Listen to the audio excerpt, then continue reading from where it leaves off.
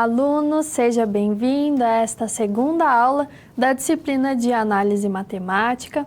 Eu sou a professora Alessandra Negrini e nessa aula nós vamos continuar um estudo que nós já iniciamos em relação a conjuntos.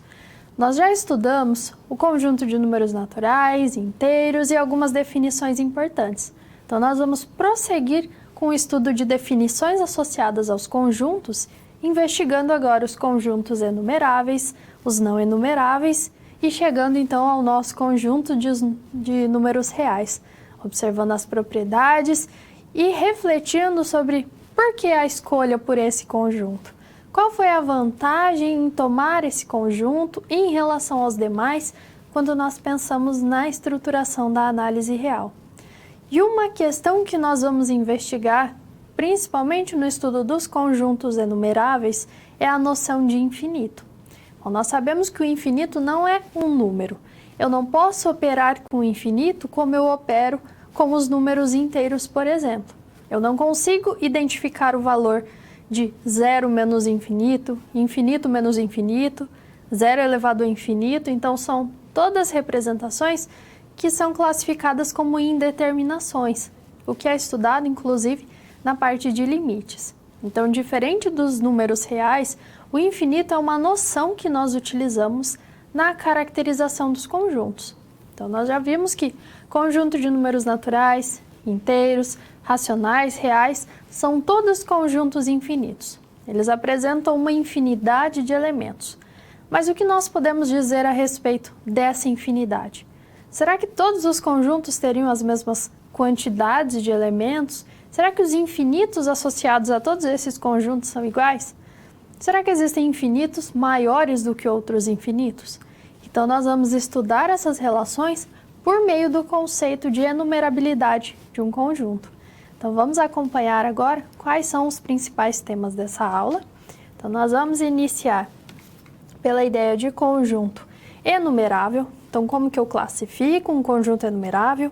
Quando ele não é enumerável, verificando os principais resultados e os exemplos que nós podemos destacar nessa teoria. E em conjunto com o que nós já estudamos em relação aos conjuntos numéricos, a propriedades, nós vamos agora dar essa especificidade direcionando os nossos estudos aos números reais. Então, quais são as propriedades dos números reais? Por que eu posso chamá-lo de corpo ordenado? O que são supremos e ínfimos associados a conjuntos? Por que R é um corpo completo? E vamos investigar então a não enumerabilidade do conjunto de números reais. Então, anteriormente, nós já verificamos as propriedades do conjunto de números naturais, vimos que ele foi axiomatizado, então nós tínhamos 4 axiomas que permitiam a estruturação desse conjunto. A partir do 4º axioma, nós temos o princípio da indução finita, que é aquele princípio em que nós utilizamos para provar propriedades relativas aos naturais. Temos o princípio da boa ordenação, que também diz respeito aos naturais, está associado à relação de ordem. No conjunto de números inteiros, nós não verificamos o princípio da boa ordenação em todo o conjunto. O princípio da indução finita não é verificado, mas ainda assim eu tenho a relação de ordem, eu tenho propriedades nesse conjunto e eu consigo caracterizá-lo segundo algumas estruturas algébricas diferente do que nós tínhamos nos naturais. E nós estudamos a diferença entre conjunto finito e conjunto infinito. Então, nós trabalhávamos com a ideia de bijeção, então, construção de uma função bijetiva associada a um conjunto específico, e isso possibilitava ou a classificação como finito ou a classificação como infinito. E associado a esses conceitos, nós tínhamos a cardinalidade, que tem relação com a quantidade de elementos que eu estou avaliando em um conjunto específico. Então, quantos elementos um conjunto tem, ou se ele é infinito, ele tem uma cardinalidade infinita. Mas se nós formos comparar os inteiros com os racionais, bom, existem diferentes elementos nesses dois conjuntos. Ainda mais, o conjunto de números inteiros está contido nos racionais. Então, nós podemos nos perguntar, mas em relação a essa infinidade de elementos, será que os racionais teriam mais elementos do que os inteiros, mais elementos do que os naturais?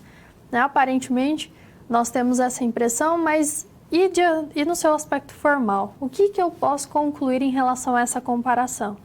E em comparando com o conjunto de números reais, o que eu posso observar? Então, esse tipo de estudo nós conseguimos realizar a partir do conceito de conjunto enumerável. Então, essas relações entre infinitos, nós vamos trabalhar a partir da enumerabilidade. Então, primeiro nós vamos estudar o que são conjuntos enumeráveis. E depois nós investigamos, então, o outro conceito, que seria o não enumerável. Então, vamos ao quadro acompanhar a definição. Um conjunto, ele é chamado de enumerável em duas situações. Ou ele é finito, ou existe uma abjeção entre ele e o conjunto de números naturais. Bom, o que era um conjunto finito?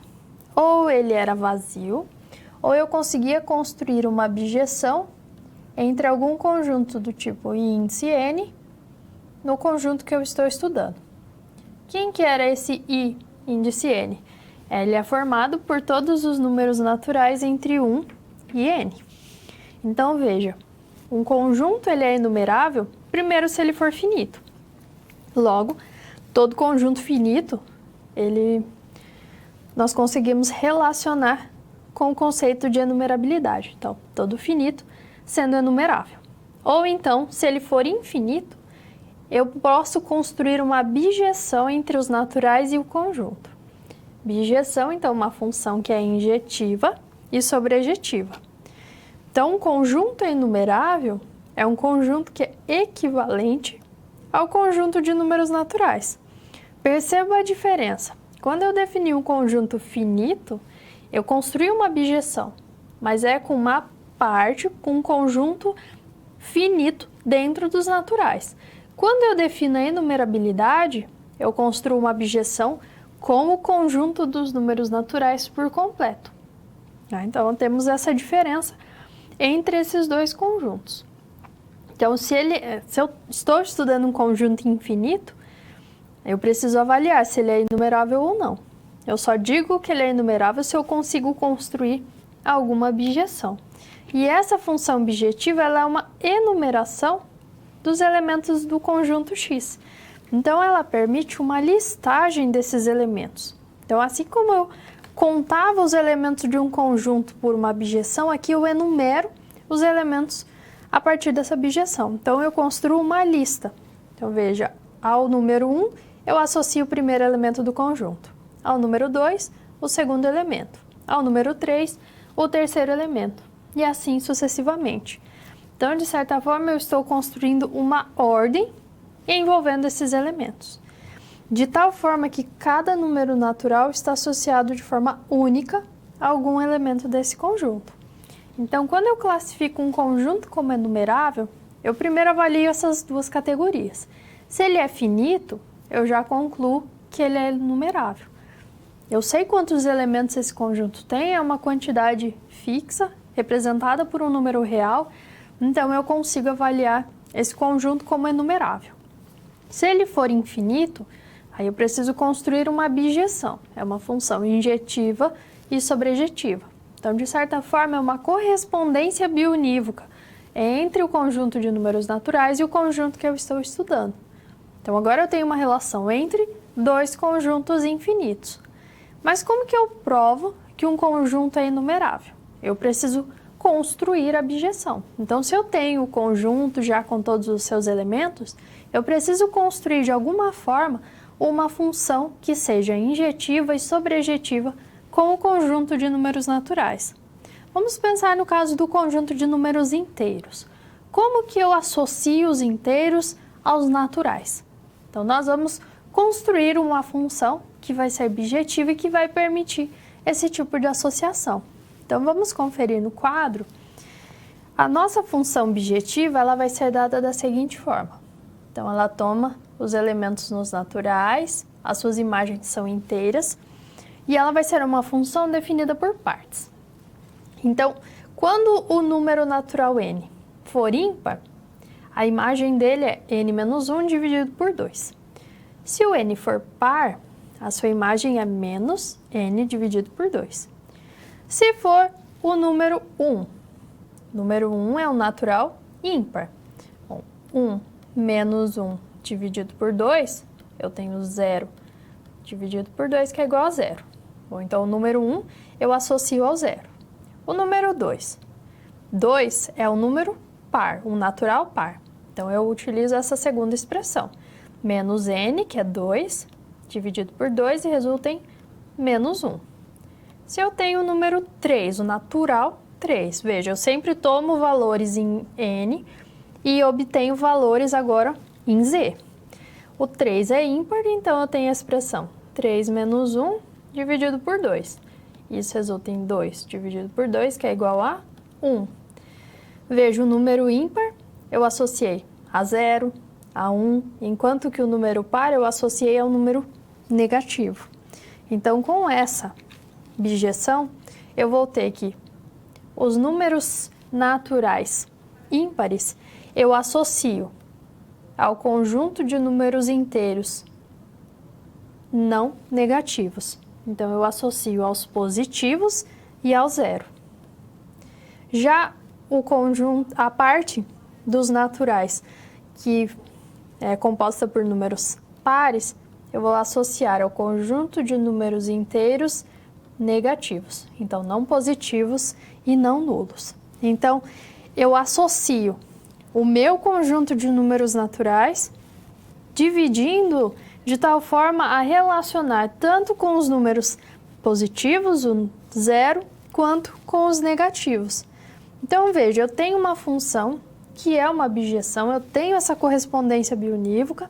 A cada natural eu associo um único número inteiro e eu consigo, por essa expressão, construir todos os números inteiros. Então, é uma função injetiva e é uma função sobrejetiva. Logo, ela é uma função bijetiva. Sendo uma bijeção entre os naturais e os inteiros, então eu posso concluir que o conjunto de números inteiros é enumerável. O que eu posso concluir, então? Que os inteiros formam um conjunto que é equivalente aos naturais. Então, por mais que nós tenhamos essa impressão que nos inteiros eu tenho mais elementos do que nos naturais, na verdade, eles estão associados a um mesmo tipo de infinito.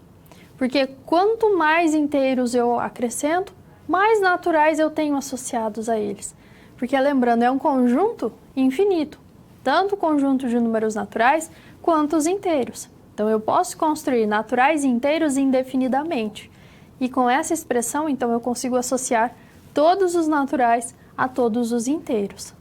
Então, é uma noção, né, que geralmente nós trabalhamos de forma intuitiva, mas pelos conceitos da análise nós conseguimos estruturar cada uma delas.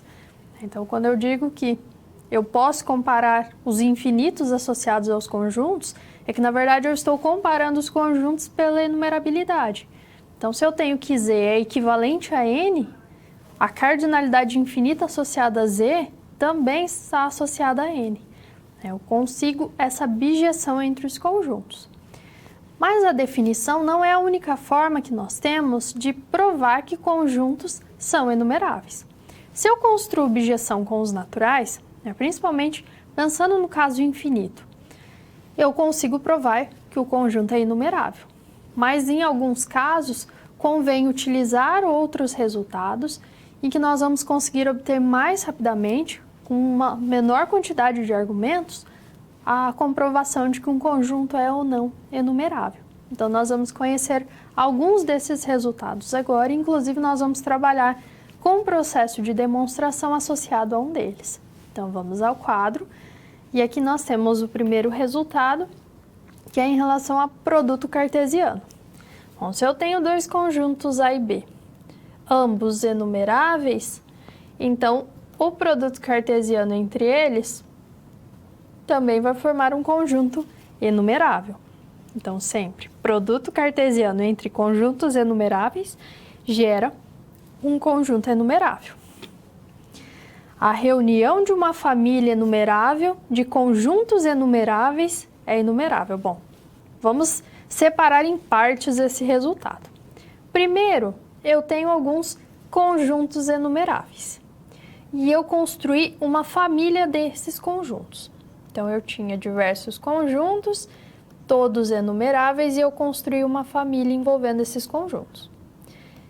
Essa família nada mais é do que um conjunto formado por conjuntos. Então, veja, cada xi é um conjunto enumerável. A família que eu construí esse conjunto X também é enumerável.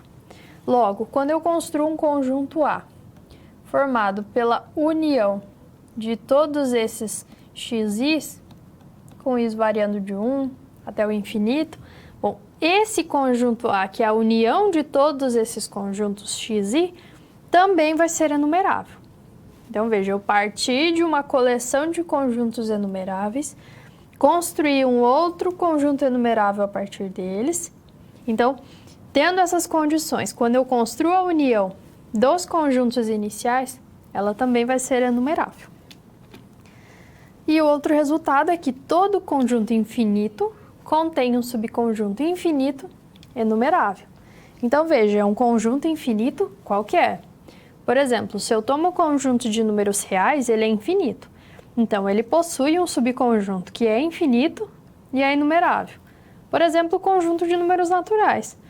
Os naturais é um subconjunto de R. Então, o conjunto de números naturais é um exemplo de subconjunto infinito enumerável dentro de R. Tá? Então, aqui ele contém ao menos um subconjunto infinito enumerável. Mas como que nós provamos esse resultado? Veja, quando nós queremos provar que um conjunto ele é enumerável, sendo infinito, nós precisaríamos construir uma abjeção dos naturais com esse conjunto, que nós queremos avaliar quem é o conjunto. Então, é uma relação com o conjunto de números naturais. Então, nós vamos retornar ao que nós já estudamos em N. Então, em N eu tenho diversas propriedades. Uma delas é o princípio da indução finita, e que eu provo propriedades relativas aos naturais. Se eu estou trabalhando com N nesse caso, eu vou utilizar esse princípio, porque eu estou construindo uma aplicação, eu estou estudando essa função definida sobre N. Então, como ela tem relação com N, eu posso empregar esse princípio. Então, nós vamos aplicar o princípio provando as duas condições, de tal forma a mostrar que eu consigo construir esse subconjunto, que é enumerável e que é infinito. No início, nós não vamos ter quem é o subconjunto. Nós vamos trabalhar de tal forma a construir uma função injetiva, partindo do meu conjunto inicial. Tendo essa função injetiva, nós vamos considerar algumas restrições e identificar, então, quem seria esse exemplar, né, esse conjunto enumerável infinito que eu posso construir a partir do conjunto inicial, que é um conjunto infinito qualquer. Não sei se ele é enumerável, se ele é não enumerável, ele é um conjunto qualquer, desde que ele tenha uma infinidade de elementos. Então, nós vamos agora ao quadro acompanhar todo esse processo de demonstração. Então, a nossa ideia vai ser, inicialmente, construir uma função entre os naturais e o conjunto X que nós temos, uma função injetiva, aplicando o princípio da indução finita. Como que era o princípio? Eu tinha que provar a condição que eu estou estudando para o primeiro elemento do conjunto. Depois, se eu suponho que ela é válida para algum K, eu preciso mostrar que ela é válida para o seu sucessor. Então, nós vamos utilizar esse princípio adaptando na ideia de construção de função. Então, a primeira ideia é provar aquela primeira condição, que é mostrar que a função f está definida para o número 1. Bom, eu sei que o conjunto x é infinito. Lá da definição de conjunto infinito, nós temos que ele precisa ser não vazio. Então, se ele é infinito, ele é não vazio e por isso ele possui algum elemento, que eu vou chamar de x índice x. Então, eu consegui esse elemento no meu conjunto maior. E nós vamos definir, então, a função f como sendo o f de 1 é esse elemento x índice x. Então, com isso, nós temos a nossa primeira condição. Então, eu provei que a função está bem definida para o número 1. Agora, nós vamos avaliar a segunda condição. Então, nós vamos supor que a função está definida para 1 até n e nós vamos mostrar que ela está definida para o sucessor. Veja, quando o n assume qualquer valor natural, se eu provo essa condição, eu provo que a função está definida para qualquer natural. Então, essa é a ideia. Mas como que nós vamos construir essa função? Que tipo de argumento nós vamos utilizar? Bom, nós temos o conjunto x. Nós vimos que ele é infinito, não vazio, eu tenho um elemento associado a ele. Eu vou considerar o f de 1 como sendo esse elemento, x, índice x. Vou construir um outro conjunto, um conjunto A1. Esse conjunto vai ser dado por x menos o elemento que eu já usei, o x índice x. Esse conjunto A1 vai ser um conjunto infinito, então ele é não vazio e eu tenho algum elemento x índice A1. A esse elemento eu vou associar o natural 2. Então o f de 2 vai ser x índice A1. Construo um novo conjunto. Tem agora o conjunto A2, que é o x menos os dois elementos que eu já utilizei, x índice x, x índice A1. Ele também é infinito, não vazio, eu tenho um outro elemento a ele, x A2. Associado a ele eu tenho o natural 3, então f de 3 é o x a índice 2. E assim eu vou trabalhando até construir todos os termos, do f de 1 até o f de n. Tá? Então, essa seria a proposta de construção dessa função. E todo esse processo vai ser justificado por meio da segunda condição. Então, nós vamos supor que nós conseguimos construir todos os elementos, todas as imagens do natural 1 até o natural n. Então, nós vamos iniciar com essa condição. E nós vamos ver qual que seria o f de n mais 1. Será que ele está definido? Então, essa é a nossa questão.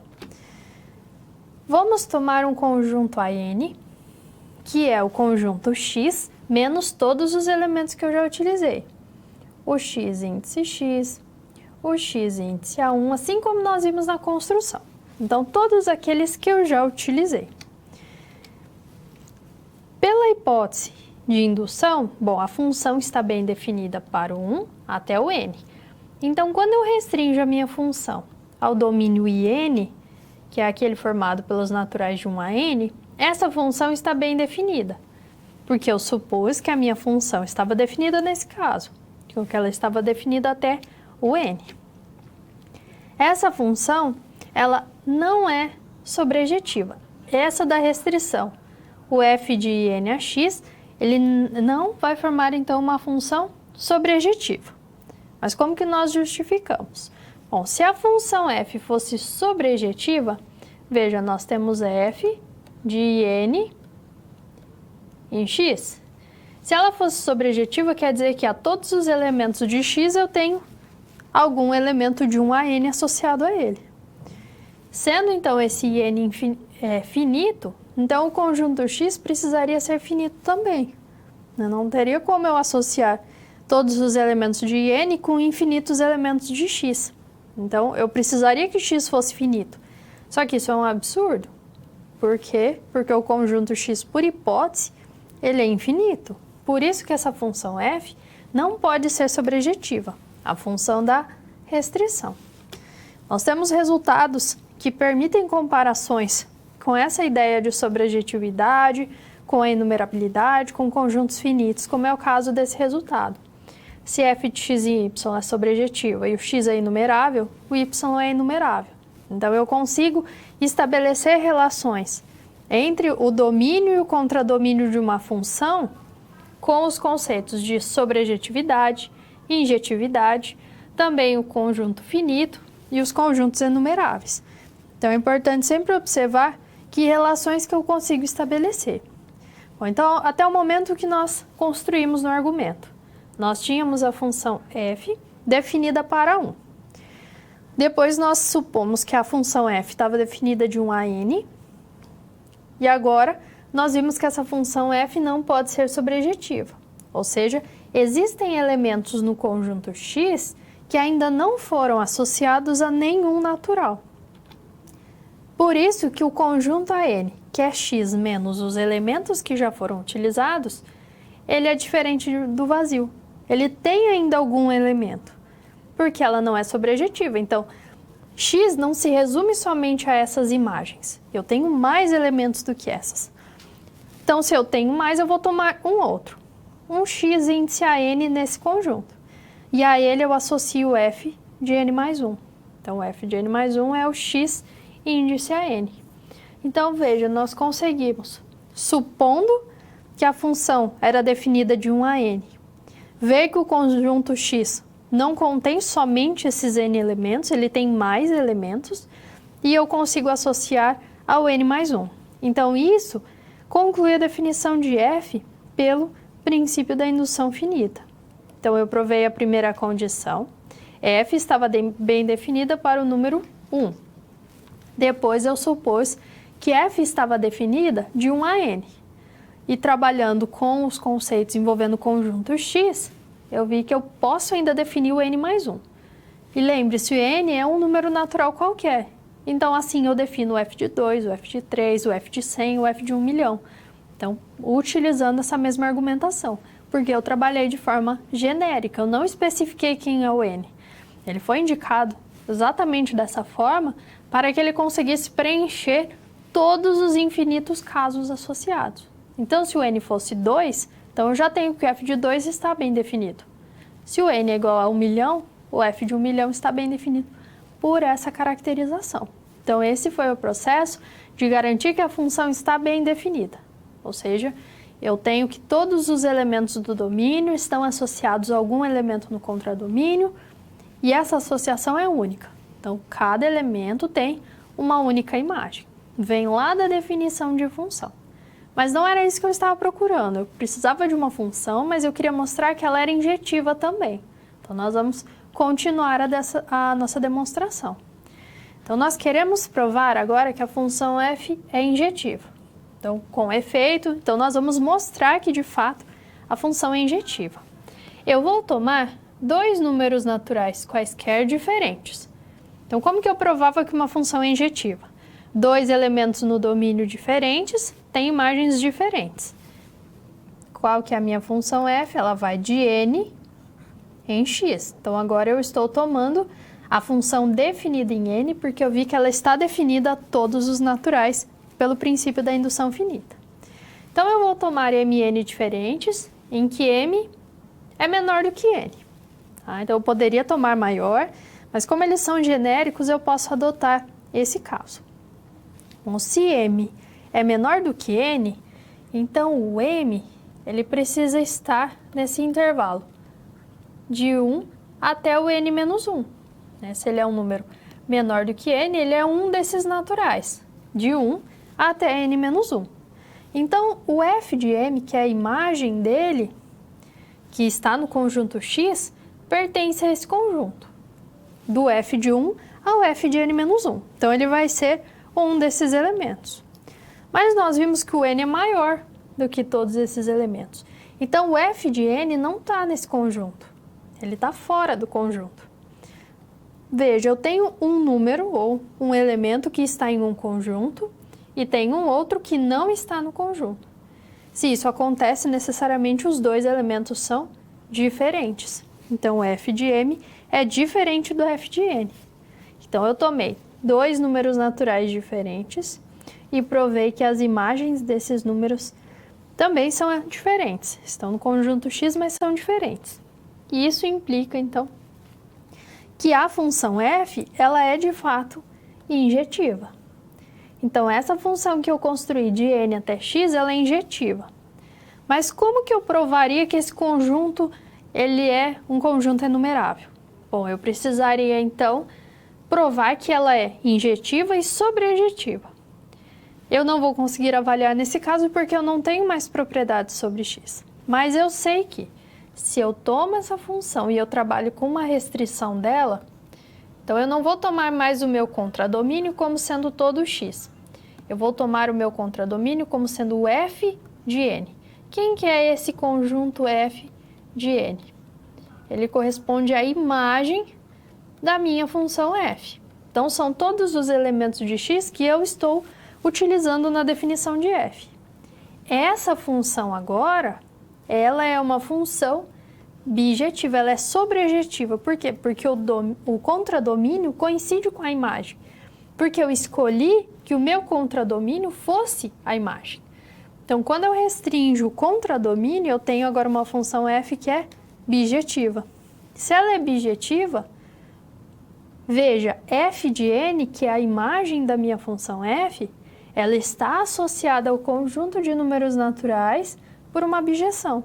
Então, da definição que nós tínhamos, nós temos um conjunto que pode ser classificado como enumerável, porque eu construí uma função dos naturais nesse conjunto, vou chamar aí de conjunto A, que é o conjunto f de n, que é uma função bijetiva.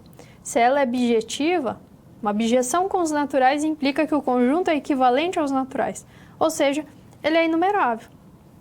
E por essa caracterização eu também tenho que ele é um conjunto infinito, porque eu defino essa função bijetiva quando eu estou estudando conjuntos infinitos. Então é esse conjunto A, é esse conjunto imagem que eu construí, que vai ser o subconjunto infinito de x, porque ele está contido em x. Ele é um conjunto infinito e, ao mesmo tempo, ele é um conjunto enumerável. Então, eu vou construindo primeiro uma função injetiva, porque depois, como eu posso restringir os conjuntos que eu estou estudando, quando eu restringo o meu contradomínio somente à imagem, eu tenho a função sobrejetiva por definição. Eu estou usando todos os elementos do meu novo contradomínio. E se eu tenho uma função bijetiva com os naturais, eu tenho um conjunto enumerável. Então, todo o processo do princípio da indução finita foi para caracterizar a minha função, para definir a função. Depois provamos que é injetiva e na restrição nós provamos que é bijetiva. E é aquele conjunto imagem que vai ser um conjunto enumerável infinito contido no meu conjunto X qualquer, que é um conjunto infinito.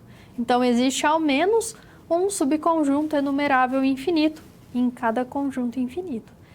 Então, esse é um processo de demonstração que nós também podemos utilizar em alguns resultados. Empregar o princípio da indução finita, demonstração direta, processo construtivo. Então, todos esses tipos de ideias podem estar associados aos conjuntos que nós temos, as demonstrações de propriedades e as investigações dos elementos dos conjuntos. Então, nós já vimos que um conjunto enumerável é um conjunto que tem relação com o conjunto de números naturais. Eles são equivalentes entre si. Nós já vimos que os inteiros formam um conjunto equivalente aos naturais. E os racionais? O que nós podemos dizer em relação a esse conjunto? Será que ele é equivalente aos naturais ou não é? Pensando nas quantidades de elementos, será que os naturais possuem uma quantidade menor de elementos do que nos racionais? Então, agora eu gostaria que você refletisse sobre o que nós já estudamos e como que nós podemos comparar as quantidades de elementos desses dois conjuntos, dos naturais. E aqui nós vamos restringir. Ao invés de estudar todos os racionais, nós vamos tomar os positivos. Então, todos os números racionais positivos. Será que eu consigo comparar esses conjuntos? De que forma? Então, reflita a respeito dessa questão, envie a sua contribuição, a sua dúvida, e logo mais nós vamos discutir a respeito desse tema.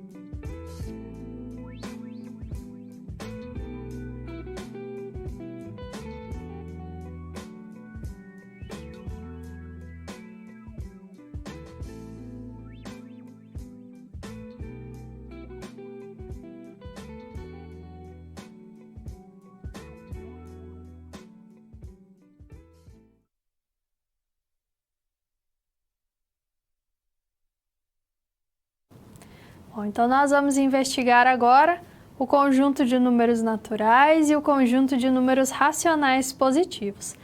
Vamos ao quadro inicialmente, só relembrar quem que é esse conjunto de números racionais positivos.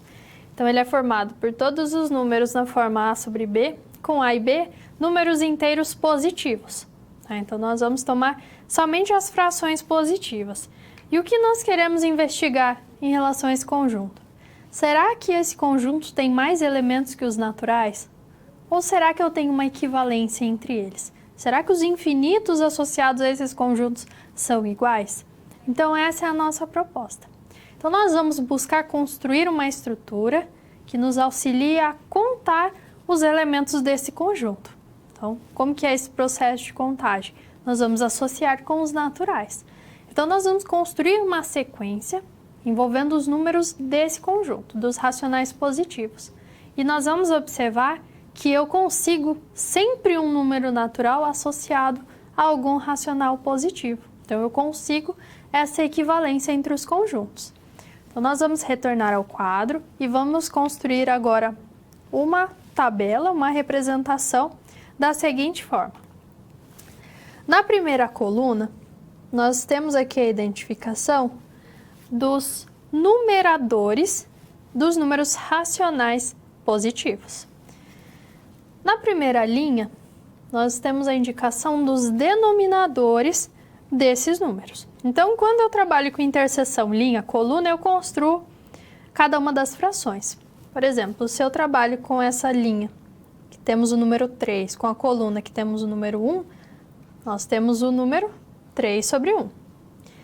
Se eu considero a linha com 2 e a coluna com 4, então eu tenho o número 2/4. Então, sempre esse número que está na linha é o numerador, o que está na coluna é o denominador.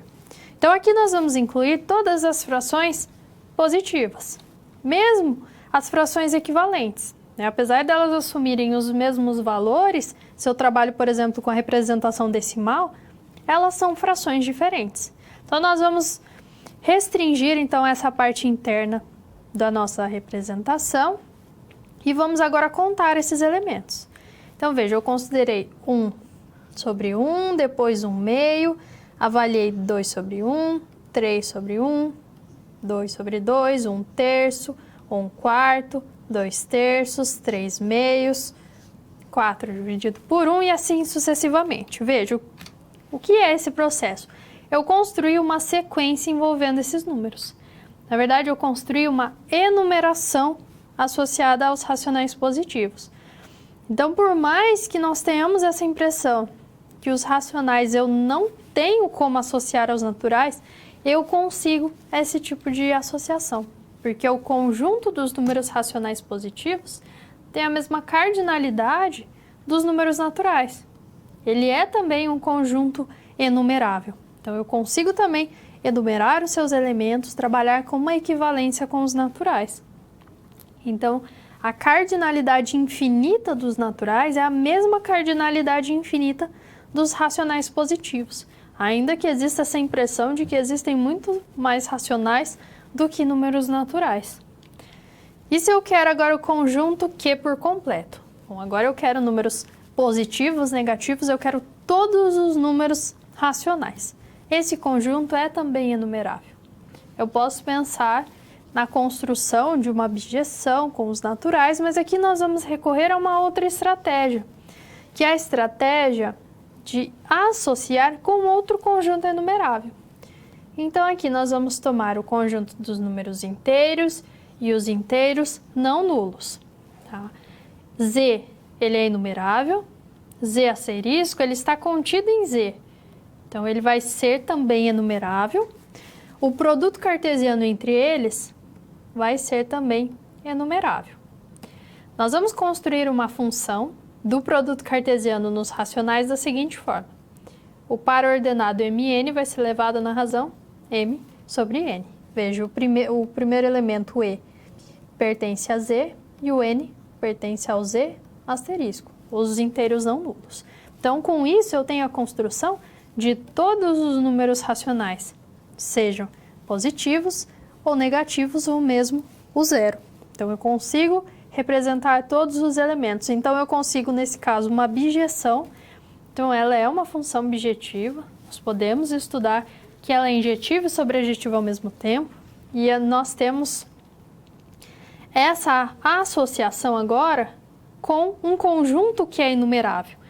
Então, com isso, eu consigo provar que o meu conjunto de números racionais, via essa função, ele vai ser classificado como enumerável. Mas que tipos de resultados nós utilizamos? Bom, o produto cartesiano é enumerável. Nós vamos utilizar o resultado de que todo subconjunto de um conjunto enumerável é enumerável. E nós vamos utilizar também a ideia da função sobrejetiva. Se eu tenho uma função f de x em y sobrejetiva e o meu domínio é enumerável, então o contradomínio também vai ser enumerável. Então, nós utilizamos essas duas proposições em conjunto com o produto cartesiano. Então, aqui nós temos alguns resultados que também nos auxiliam na caracterização de conjuntos como enumeráveis. Então, se eu tenho um conjunto X contido nos naturais, ele sempre será enumerável. A partir desse teorema, eu tenho algumas consequências. Então, a primeira consequência é que se eu tenho uma função de x em y injetiva e o meu contradomínio y ele é enumerável, eu posso provar que o meu domínio x ele é também enumerável. E dessa consequência, nós temos ainda um caso particular, que é o caso de todo subconjunto de um conjunto enumerável é enumerável. Por exemplo, o caso dos inteiros não nulos. Os inteiros não nulos está contido nos inteiros. Z nós já vimos que é enumerável. Então, Z asterisco também é um conjunto enumerável. Isso vale para qualquer relação entre subconjuntos, desde que o conjunto maior seja enumerável. E a segunda consequência daquele primeiro resultado é que se eu tenho uma função sobrejetiva, o domínio dessa função é um conjunto enumerável. Então, o contradomínio é também um conjunto enumerável. Então, nós temos a possibilidade de aliar agora esses resultados com a definição e conseguir diferentes estratégias para provar que um conjunto é enumerável ou para mostrar também que ele não é enumerável. Então, para finalizar essas caracterizações, essas definições importantes associadas aos conjuntos enumeráveis, nós vamos organizar a definição de conjunto não enumerável, assim como nós fizemos no caso do conjunto infinito. Então, o conjunto não enumerável é aquele que não é enumerável, ou seja, eu nego a definição da enumerabilidade.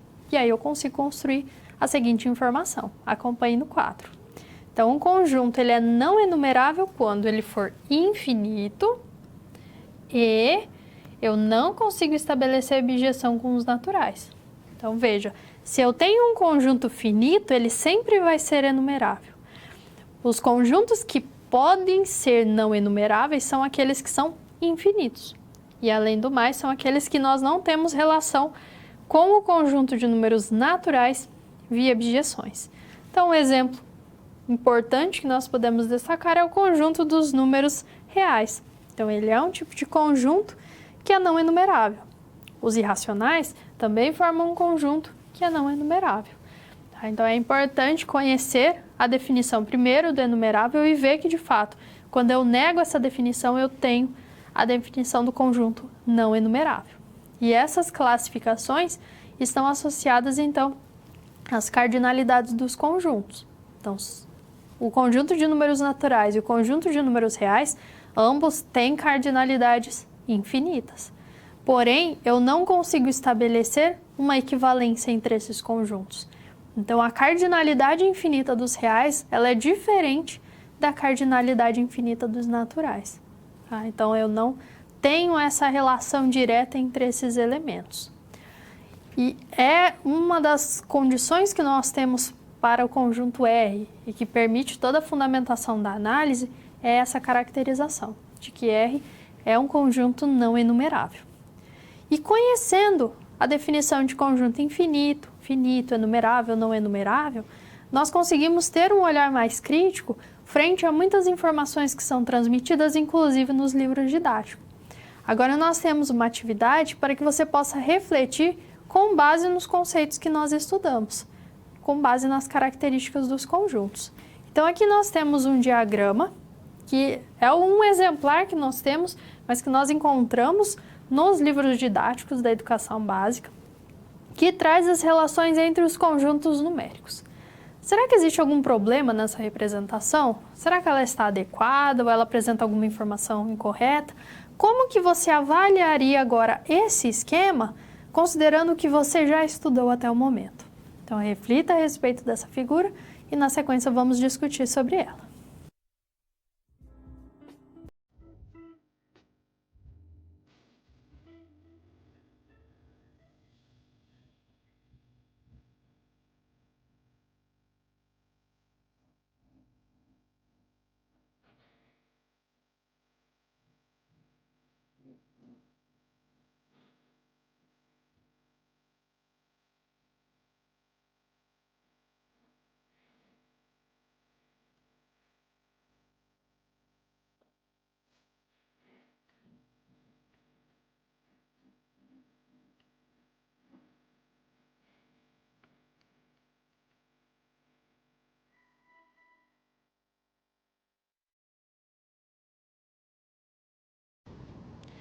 Então, nosso objetivo é analisar o esquema que foi apresentado.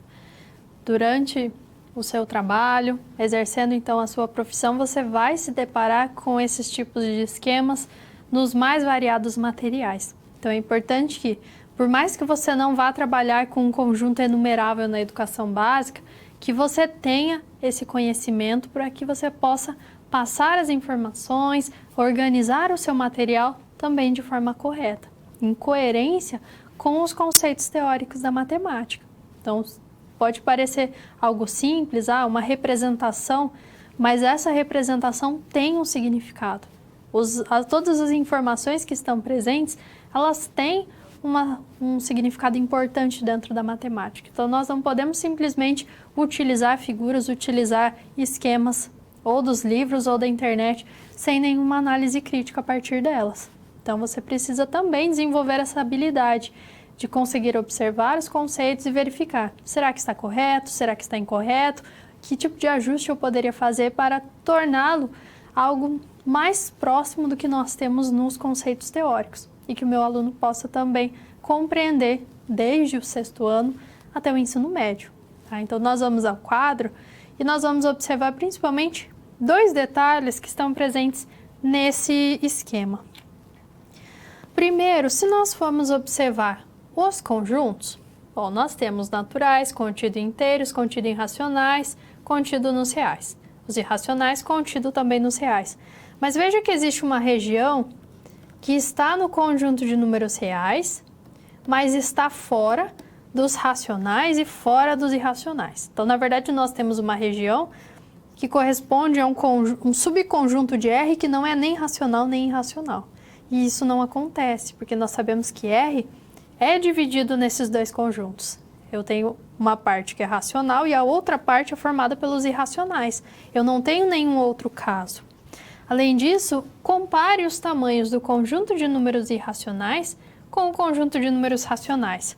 Veja que os racionais é representado por um diagrama muito maior do que os irracionais. Mas se eu for avaliar a questão da enumerabilidade, são todos conjuntos infinitos. Mas a cardinalidade infinita de Q dos racionais, ela é menor do que a dos irracionais. Então, seria incoerente eu apresentar uma figura dessa forma. Essa proporção, por mais que nós não consigamos seguir proporções exatas, mas nós estamos dizendo que existem muito menos números irracionais do que racionais. Então, o meu aluno vai observar isso e vai verificar. Bom, então quer dizer que tem mais racionais do que irracionais. Então, é algo visual, mas que pode prejudicar também a compreensão desse tema. Então, nós podemos fazer pequenos ajustes de tal forma a pelo menos tentar incluir essas informações.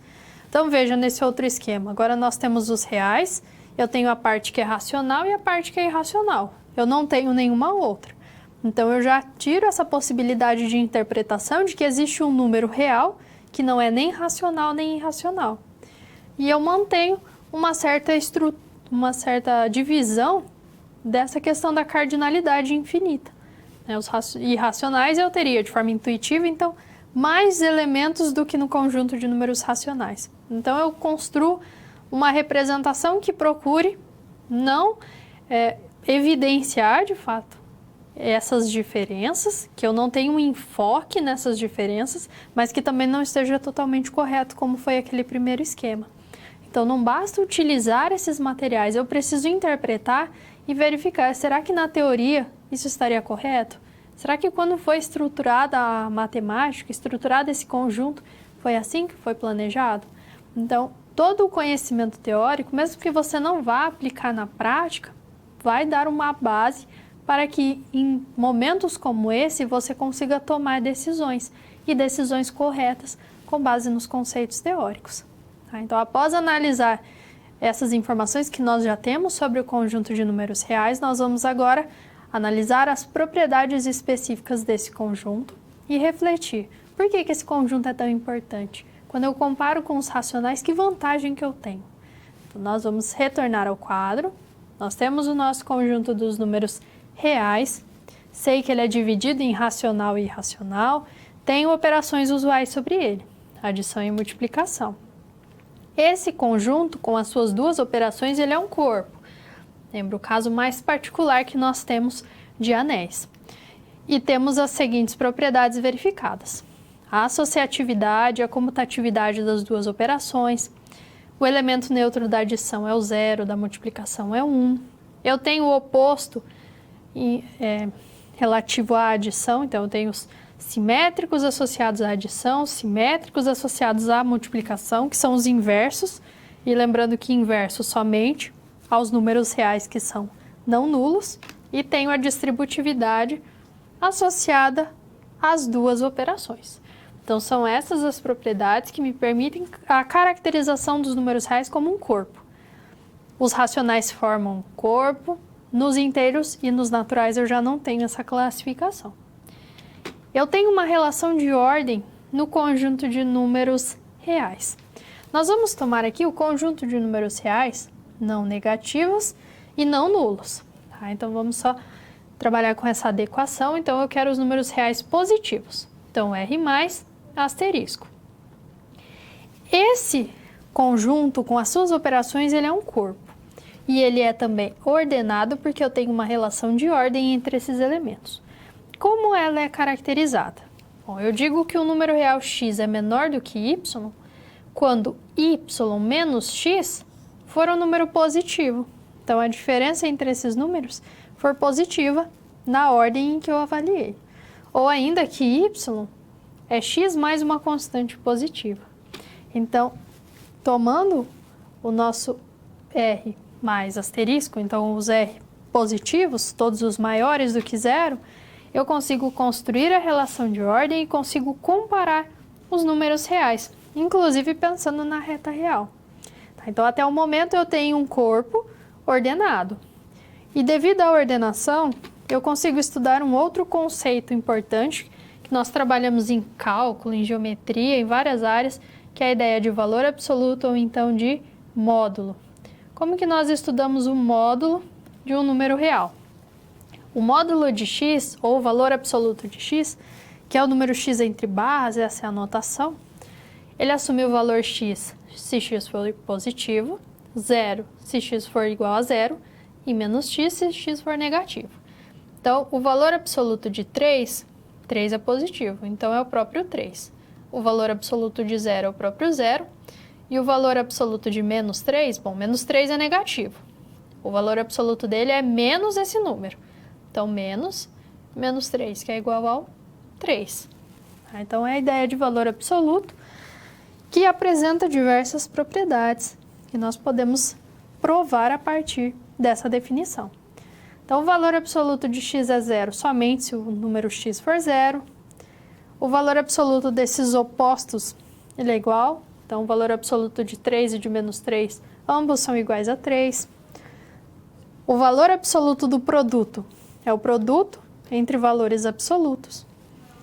o valor absoluto de x é menor ou igual a c, c e somente c, x varia de menos c a c, uma situação, quando eu tenho, por exemplo, que o valor absoluto de x é menor do que 3, vou trabalhar aqui com menor estrito, isso quer dizer que o x varia de menos 3 a 3. Então, vem dessa propriedade. Posso calcular o valor absoluto de x menos 5, x mais 2, qualquer termo, desde que eu considere essa propriedade. E eu tenho uma limitação a x entre valores absolutos. Então, x é sempre maior ou igual que menos o seu valor absoluto, e x é sempre menor ou igual que o seu valor absoluto. Ou ainda eu posso tomar x e y, o valor absoluto da soma de x e y é menor ou igual que a soma dos valores absolutos, que é a chamada desigualdade triangular. Então, eu tenho diversas propriedades que eu consigo estudar mediante a existência da relação de ordem. Então, é só pela relação de ordem que eu consigo trabalhar com a definição do valor absoluto e com todas essas propriedades. E, além disso, eu tenho ainda uma outra classificação que também tem relação com a caracterização de R como sendo ordenado, que é o chamado propriedade de Arquimedes. Então, se eu tenho dois números reais A e B, em que A é positivo, existe algum número natural n, para o qual n vezes A é maior do que B. Então, de forma intuitiva, por mais que B seja um número grande e A seja um número muito pequeno, um número positivo, em um dado momento, quando eu repito esse número A diversas vezes, eu somo ele com ele próprio diversas vezes, em um certo momento eu vou conseguir superar o valor de B. Tá? Então, não importa o quão grande seja B ou quão pequeno seja A. As repetições sucessivas de A, em algum momento, vão gerar um valor que é maior do que B. Ou, de forma equivalente, se eu tenho A maior do que zero, existe um natural tal que 1 sobre esse natural é menor do que A e maior do que zero. Então, é uma outra forma equivalente que é muito utilizado no estudo de limites de funções, por exemplo. Quando nós queremos demonstrar algum tipo de resultado, nós podemos utilizar essa propriedade. E como R é um corpo ordenado, no qual vale essa propriedade de Arquimedes, ele também é um corpo arquimediano. Então, R e Q são ambos corpos arquimedianos. Tá? Então, até o momento, o conjunto de números reais com as suas operações, ele é um corpo, ele é ordenado e ele é arquimediano. Mas não podemos limitar somente a essas classificações, porque os racionais também vai formar um conjunto com propriedades que admite essa classificação. Então, ele é um conjunto que forma um corpo ordenado e que é arquimediano. Mas para estudar a diferença que existe, a principal diferença que existe entre esses dois conjuntos, entre essas duas estruturas, nós precisamos definir a limitação envolvendo conjuntos. Então, eu gostaria que você refletisse agora sobre o que é a limitação em um conjunto.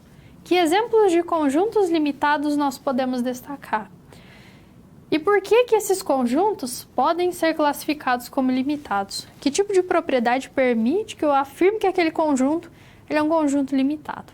Então, reflita a respeito dessa questão e logo em seguida nós vamos utilizar essa ideia para continuar estudando o conjunto de números reais.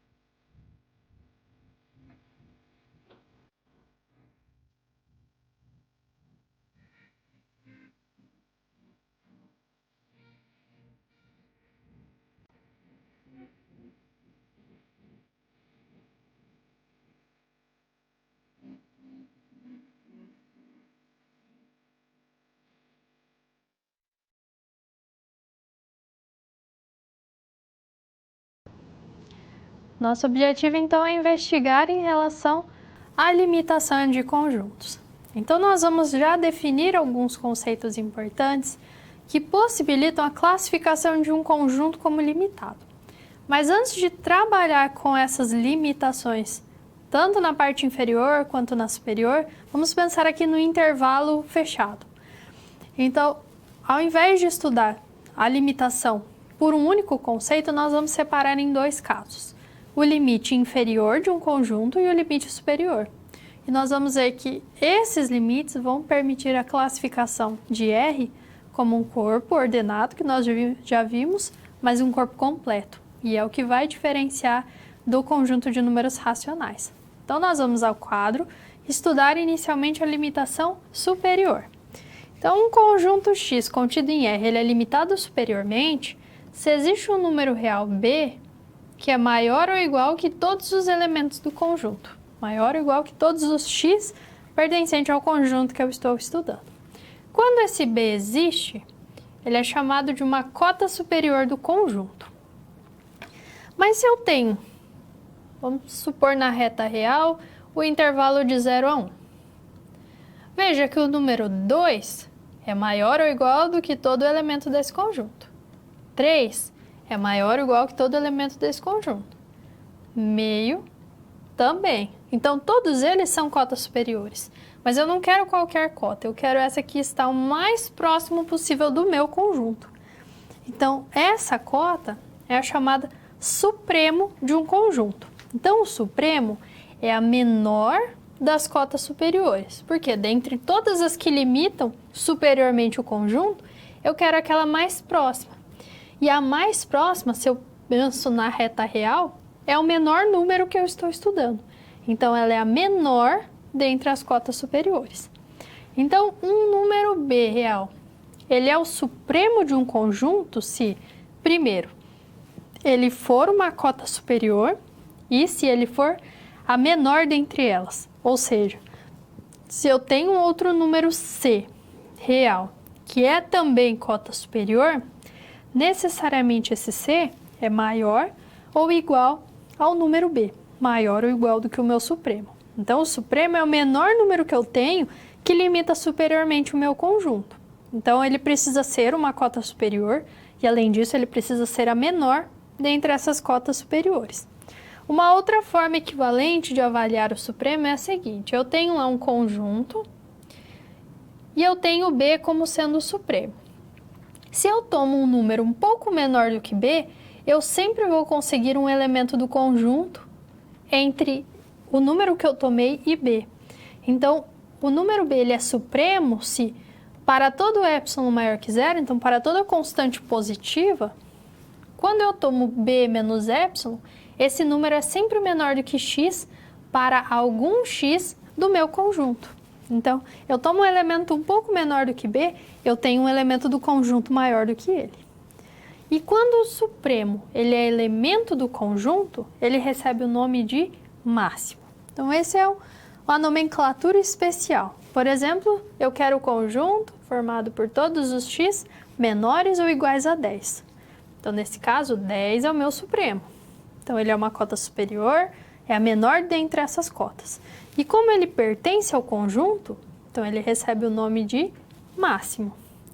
Assim como eu tenho o supremo, em conjuntos e intervalos de números reais, eu posso avaliar supremos em outros tipos de conjunto, como é o caso desse conjunto X, onde todos os seus termos são na forma n dividido por n mais 1.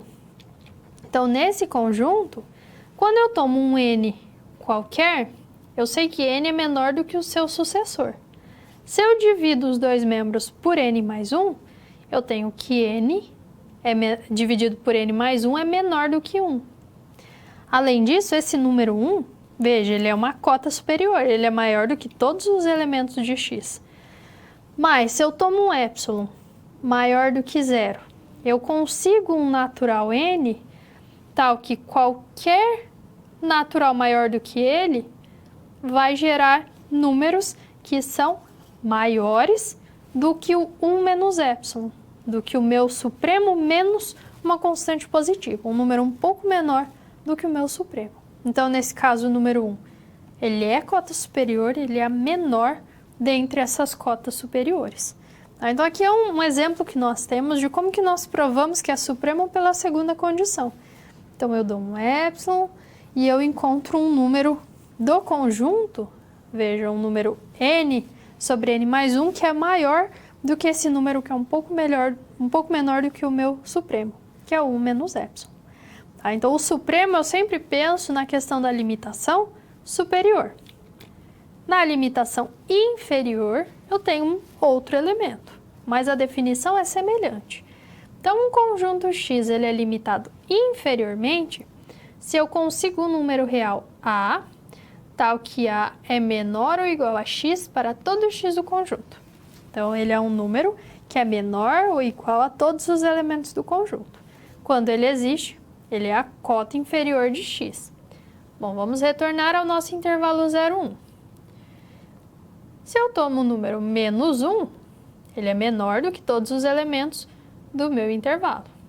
Se eu tomo o menos 2, ele também é menor do que o meu intervalo. Se eu tomo qualquer outro elemento menor do que 0, eu tenho também cotas inferiores, independente do valor. Se é um número inteiro, se é racional, se é um número irracional, eles são cotas inferiores. Mas eu quero aquela que está mais próxima do conjunto, veja. Agora eu quero o maior número dentre eles. Então, o ínfimo, ele corresponde à maior das cotas inferiores. Então, no supremo, eu tomava o elemento mais perto e limitado superiormente. No ínfimo, eu pego o mais perto na limitação inferior. Então, eu quero o maior número que limita o meu conjunto. Então, o ínfimo é a maior das cotas inferiores. Então, o número A, ele é ínfimo se, primeiro, ele for uma cota inferior, ele for menor ou igual do que qualquer cota que eu tomo nesse conjunto.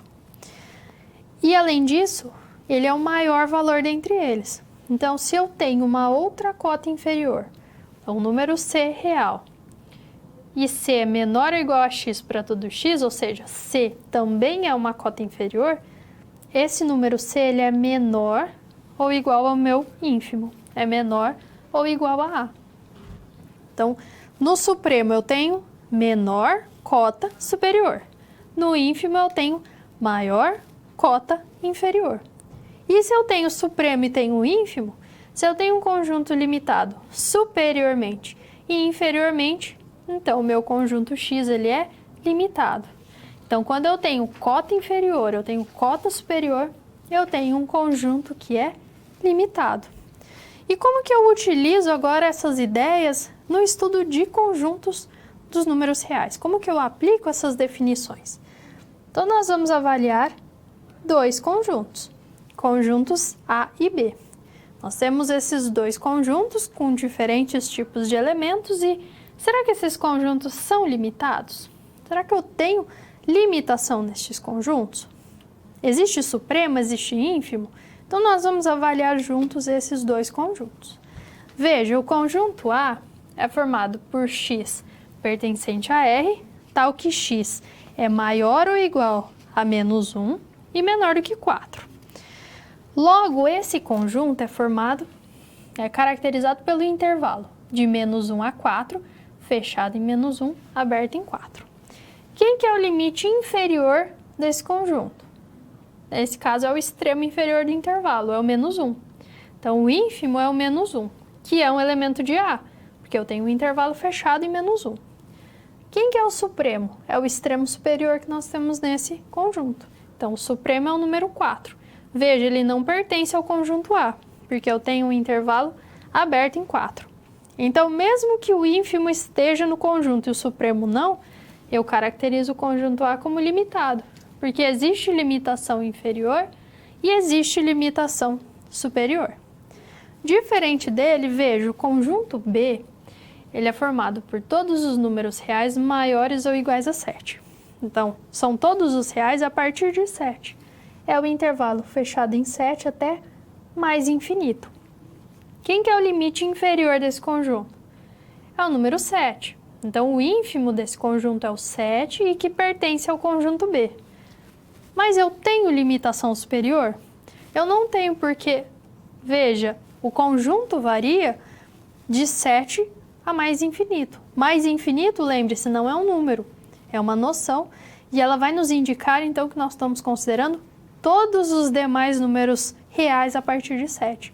Por isso que esse conjunto, ele não é limitado. Ele não admite supremo e, portanto, ele não tem limitação superior. Se ele tem limitação inferior, mas não tem superior, então ele não é limitado. Ele só é classificado como limitado quando existem as duas limitações, tanto a inferior quanto a superior. Então, no estudo de supremos e ínfimos, eu vou analisar o conjunto, os elementos que pertencem a esse conjunto e identificar qual que é o número que limita inferiormente, qual que é a maior das cotas inferiores. E aí eu tenho o ínfimo do meu conjunto. Qual é a menor das cotas superiores? É o supremo do conjunto. Então, sempre pense, o ínfimo e supremo são aqueles números que estão o mais próximo possível do meu conjunto quando eu penso no intervalo, por exemplo, que é o que nós conseguimos visualizar melhor. Então, eu tenho um menor elemento, tenho um maior elemento. E eu sempre tomo aqueles que estão o mais próximo possível. Porque se eu tomo somente cota superior, eu posso tomar qualquer elemento, desde que o meu conjunto tenha uma limitação. Como era o caso do conjunto B, ele não tinha limitação superior, então ele não tem cota superior, mas ele tem diversas cotas inferiores. E aí, como eu tomei a maior, eu construí o ínfimo. E o que existe de relação entre supremo e ínfimo com as características de R? O conjunto dos números reais, com as suas operações, todas as suas propriedades, nós já vimos que ele é um corpo ordenado, ele é arquimediano, mas diferente de que ele é um conjunto completo. Isso quer dizer que todo conjunto não vazio de R, limitado superiormente, tem um supremo em R, ou de forma equivalente, que todo conjunto não vazio limitado inferiormente tem um ínfimo no conjunto R. Então, veja, ele não tem somente um supremo ou um ínfimo. Esses dois elementos são do próprio conjunto de números reais. Vamos supor que nós escolhamos um conjunto A formado por todos os números Q pertencentes ao conjunto de números racionais, em que Q é maior ou igual a 0 e Q ao quadrado é menor do que 2. Veja, esse conjunto tem um limite inferior, é 0, porque ele é maior, todos os seus elementos são maiores ou iguais a 0. Mas qual que seria o limite superior dele? Q ao quadrado é menor do que 2, então Q é menor do que raiz de 2. Então, o que seria o supremo desse conjunto? Seria o número raiz de 2. Raiz de 2 não é um número pertencente a Q. Então, esse é um caso em que nós temos que, ainda que o conjunto seja limitado dos racionais, não necessariamente o seu supremo vai estar nos racionais, mas ele vai estar no conjunto de números reais. Então, esse é um conceito muito importante e que permite essa diferenciação entre os racionais e os reais. Então, é por isso que nós temos a seleção de R em relação à estruturação da análise. Então, ele possui mais propriedades do que os demais conjuntos numéricos. E nós queremos a análise real, então, com base em R. Temos a análise complexa com base no conjunto de números complexos, mas é uma outra história, um outro campo de conhecimentos. Mas o nosso foco vai ser sempre pensando em R. E como consequências, nós temos que o conjunto N não é limitado superiormente, nós temos que o ínfimo desse conjunto, 1 sobre N, N pertencente aos naturais, ele é 0, porque 1 sobre N é formado por todos os números maiores, no caso, maiores do que 0, né? Nós não vamos ter N igual a 0. Por meio desse estudo de R, nós também temos a possibilidade de estudar a densidade em R. Então, todo intervalo aberto AB contém algum ponto do conjunto X, digo que X é denso em R, por exemplo, R menos Z, o complementar de Z. Ele é um conjunto denso nos reais. Por quê? Porque eu sei que em cada intervalo AB existe uma quantidade finita de números inteiros, pensando em intervalos limitados. Então, se eu consigo contar quantos inteiros tem naquele conjunto, todos os demais elementos são de x, são do complementar. Então, qualquer intervalo AB vai conter elementos de R menos E.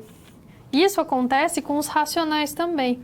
Qualquer intervalo de números racionais, de números reais, contém racionais. Qualquer intervalo de números reais contém números irracionais. Mas pensando na ideia de intervalo não degenerado. De onde vem, então, esse conceito?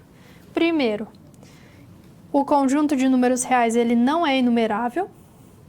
Quando eu tomo qualquer intervalo não degenerado, ele também é não enumerável. Então, quando eu tomo intervalos AB em que A é diferente de B, os extremos são diferentes entre si, eu tenho um intervalo não degenerado. Esse intervalo ele também é não enumerável. Então, o intervalo de 0 a 1 é não enumerável. E qualquer intervalo não degenerado, ele vai conter racionais e irracionais. Então, essas são propriedades importantes do conjunto de números reais e que possibilitou, então, toda a estruturação da análise. Então, espero que você tenha compreendido cada um desses conceitos. Procure sempre diferenciar a enumerabilidade do conjunto finito e relacionar, então, essa questão da limitação com a estrutura de R, com a classificação de R enquanto um corpo completo. Espero que tenha ficado claro cada uma dessas caracterizações e procure sempre estudar e recorrer aos exemplos, porque isso também auxilia na compreensão. E em caso de dúvidas, não se esqueça de encaminhar os seus questionamentos. Desejo a você bons estudos e até a próxima!